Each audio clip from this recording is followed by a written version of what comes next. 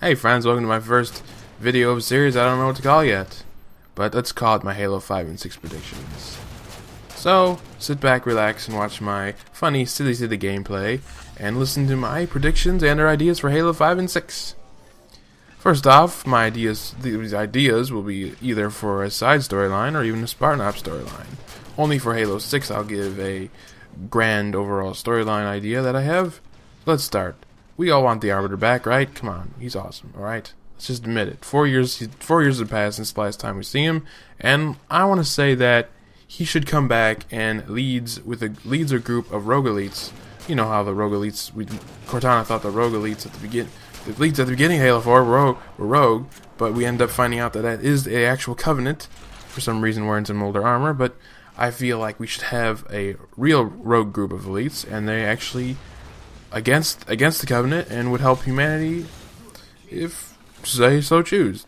So, with that said, that would also mean that we should go back to being able to choose to play as an elite in multiplayer.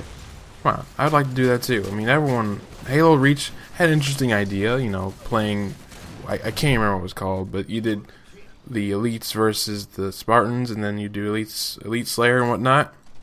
It was fun, but I still like to choose better. So and these rogue group of elites would have older weapons, at least from the first, second, or third Halo game. They would also be wearing older armor, and of course with that would have older vehicles such as the Tuning Fork dropship. Oh yeah, the Tuning Fork dropship. And I'm sorry to say I do not have a sound effect for that. Moving on, Earth would know about this group of elites, but would be under a truce because of them helping us early on, you know, Halo 4 years prior, and Infinity would contact them because we, contact them to help us stop the new Covenant that worship the Didact and whatever goes along with that. Either that, or they need help because this group may influence the other alien races to leave behind this religious nonsense and be tolerant of humanity. And this could be even a social commentary of real life. And of course, the Covenant would want to destroy this group of elites, and we'd have to, help them. They'd help us, yada yada yada. And another thing is, my next interesting point would be, we would have, some elite Sangheili females, whatever you'd like to say. And it'd be like Mass Effect 3 showing a female Turian for the first time. And I don't know the name of the DLC that she was in, so don't buy my head off, please. And the female elites would be protected as a priority, because one day they'd stop the Covenant, and that would be good because it would create peace in the galaxy, or just be a new start for these, elites. And that would be, the Covenant's main goal would be to, unfortunately, kill all the females so they don't have any more. And then to go on with that, there would either be a mission, either Spartan Ops or a regular story mission to protect them from harm in a space or a ground battle. And now for Halo 6. My main storyline for Halo 6 would be the Covenant would go after a Forerunner device that could destroy any amount of planets of an operator's choosing.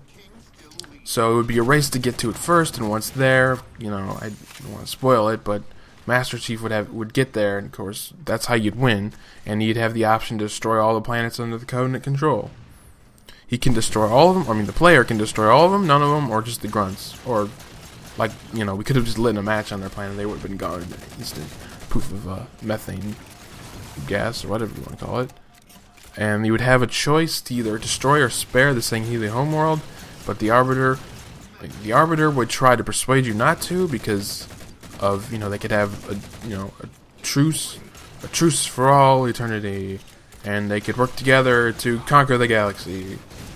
But if you don't choose that, the Arbiter will understand after all humanity suffered and gone through, from the Covenant and what the elites have done to them, what the Arbiter's even done, but would not go all emo like Tali when you destroyed the Quarian fleet, which she was the only one left, so I guess that makes sense. So there's no argument there.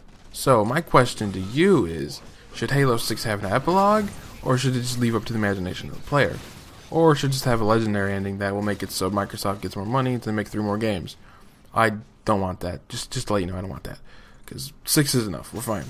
You know, it'll be like the Star Wars movies, more Star Wars movies, which is gonna happen. Anyway, back on topic. I feel like the Halo. If you watched my Halo 4 vs. Black Ops 2 review, you would see that I mentioned story-changing decisions that Black Ops 2 had that I wished Halo 4 had. So obviously, you would kind of assume that I'd want it to be in Halo 5 and 6. You know, just more dynamics to the game, be much more fun, much more interesting to play over and over again. And lastly, do not give us a Mass Effect 3 ending. I'm pretty sure 343 had looked at Mass Effect 3 and said, no, I don't think we're going to do that. I hope so, because this game's been going on too long to have an everyone dies on Earth ending. To have what I call a departed ending. You know what I mean? Anyway, I hope you enjoyed my video and agree or disagree with my predictions for Halo 5 and 6. And remember to leave a comment if you want, like and favorite, and subscribe to become a friend today. And we'll see you next time. See you later, friends.